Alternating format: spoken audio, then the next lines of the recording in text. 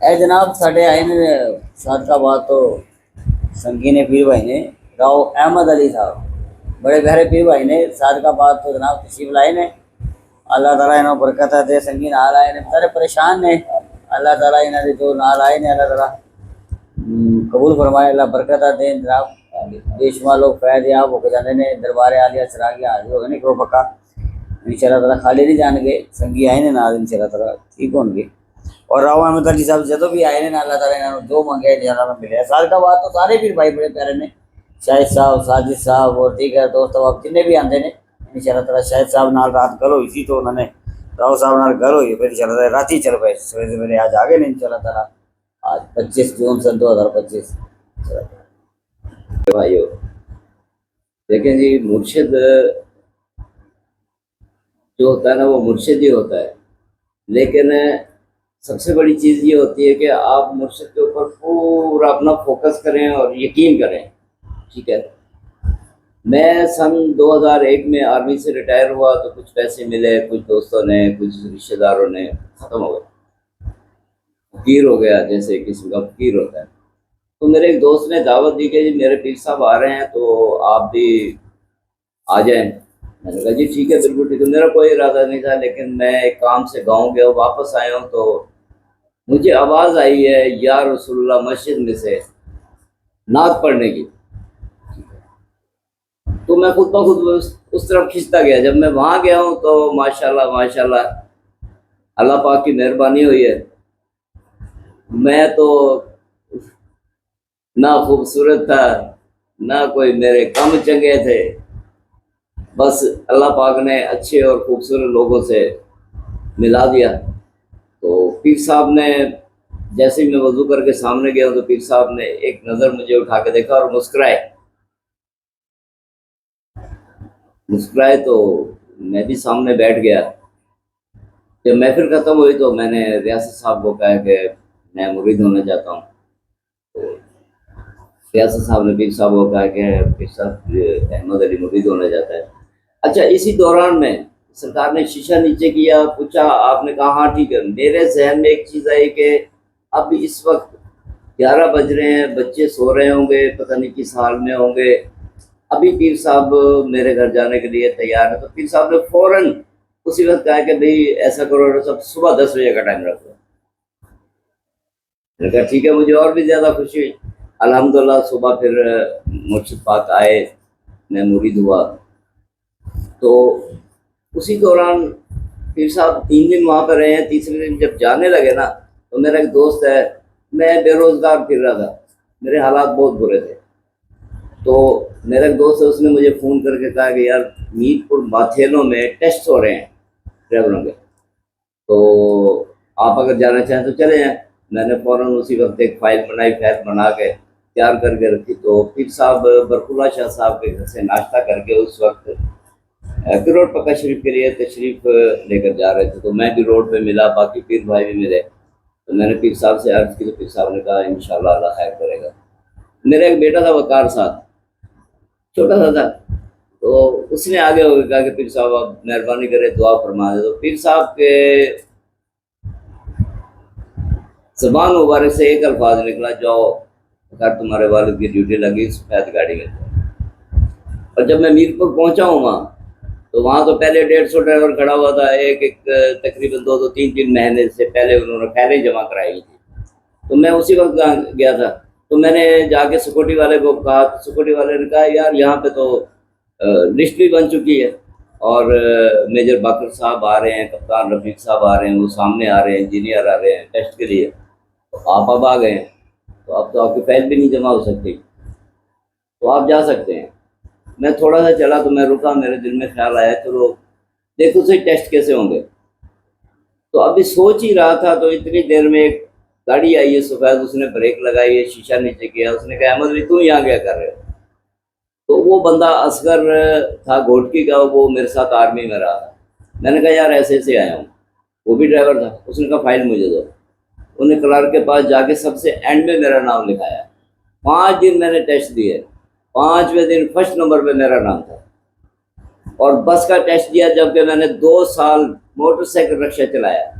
میرے صاحب نے پوچھا ہاں بھائی یہاں پہ تو اسی کوچ والے ڈرائیور آئے ہوئے ہیں، آپ نے یہ جو ٹیسٹ دیا بس کا، ایک تو روڈ سے نیچے اتارتے ہوئے اگلی سائڈ لگتی تھی، دوسرے نمبر پہ جب ریورس لگاتے تھے وہ کوچ کے ڈرائیور بھی نہیں لگا سکتے۔ لیکن میرے مرشد نے بتایا تھا کہ جب کوئی مشکل ہو، کوئی معاملہ ہو، تو صرف آپ نے ایک چیز پڑھنی ہے، اے محمد کے فقیر ہے شاہ عالم کر مدد۔ یہ 5 دن یہ الفاظ میری زبان پر چلتے رہے۔ 5 دن کے بعد میرا نمبر فرسٹ نمبر پہ تھا، نام میرا، اور انہوں نے 29 تاریخ کو مجھے بلا کے جاب دے دی۔ الحمدللہ بچے بڑے ہوتے رہے، معاملے چلتے رہے، مکان کرائے کا۔ پھر پیر صاحب آئے تو عرض کی میں نے اور میری بیگم نے، پیر صاحب مہربانی فرمائے دعا کیجیے۔ پیر صاحب نے دعا کی۔ 2 سال کے بعد مجھے نہیں پتا کہ ایک بندہ جس کے اتنی کمائی تھی کہ صرف اور صرف بچوں کا پیٹ پل سکتا تھا یا کپڑے پہن سکتے تھے، بس اس کے علاوہ اور کچھ نہیں، مجھے نہیں پتا۔ الحمدللہ 1 مہینے میں میرا مکان تیار ہوا، جبکہ 1 مہینہ 1 لاکھ روپے میرے پاس پڑا ہوا تھا، وہ بھی میں نے ایک پلاٹ خریدا، اس میں بیٹی کی شادی کی، 1 لاکھ روپیہ بچا۔ تو گھر والوں نے کہا جی مکان لو مکان لو، تو میں پاگل گھومنا شروع کر دیا میں نے پورا صدقہ، کبھی 40 لاکھ کا مکان دیکھ رہا ہوں، کبھی 50 لاکھ کا دے رہا ہوں، کبھی 35 لاکھ کا دیکھ رہا ہوں، سودے بھی کر رہا ہوں، ٹھیک ہے، لیکن کچھ بھی نہیں بن رہا۔ الحمدللہ میں نے بچوں سے پوچھا ہاں بھائی اب بتاؤ کیا کریں، کہاں مکان ہے؟ انہوں نے کہا جی پبلک کالونی میں لینا ہے، doctor Mahmood Mirza welcome medical store کی بیک سائڈ پہ، کیونکہ پہلے ہم وہاں پہ رہے، وہ محلہ اچھا ہے۔ اگر ایسا ہوا کہ میرے مالک نے اتنا مجھ پر فضل کیا کہ حد سے زیادہ میرے اوپر فضل کیا، میرے مرشد کی دعاؤں سے، اور کبھی میں نے مرشد کو بھلایا نہیں۔ اور مرشد پاک جب بھی کوئی ملتا تھا تو میرا لازمی پوچھتے تھے اور مجھے پیغام دیتے تھے کہ یار مرشد پاک آپ کا پوچھ رہے تھے کہ راؤ کی کیسی طبیعت ہے، احمد علی کیسا ہے۔ ایک مکان میں نے کرائے پہ لیا، وہ مکان بہت بھاری تھا، تو ایک دن میری بچی نے دیکھا کہ میں خود جو ہے نا ایک گیلری میں سے اٹھ کے کچن میں گیا ہوں، کچن سے پھر چھت پہ گیا ہوں۔ اس نے میری بیگم کو بتایا کہ امی ابو کچن میں گئے ہیں اور پھر چھت پہ گئے ہیں۔ انہوں نے کہا بیٹا تمہارے ابو تو سامنے سوئے ہوئے، سردی کے دن تھے۔ مجھے بلایا کہ جی ایسے ایسے بات ہے۔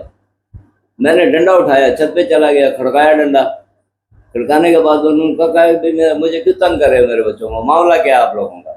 ٹھیک ہے، اگر میرے بچوں کو تنگ کرو گے تو آپ لوگ بھی تنگ ہو گے، کیونکہ میں بے پیرا نہیں ہوں، ماشاءاللہ میرا مرشد کامل ہے، ٹھیک ہے۔ میں اپنی آئی پہ آ گیا نا تو پھر کام سارے ہی خراب ہو جائیں گے، آپ بھی پریشان ہوں گے، میں بھی پریشان ہوں گا۔ لہذا مہربانی کر کے میرے بچوں کو پریشان نہیں کرنا، تنگ نہیں کرنا۔ اس دن کے بعد کچھ نہیں ہوا۔ پھر میرا ایک مہمان آیا، وہ ڈرا۔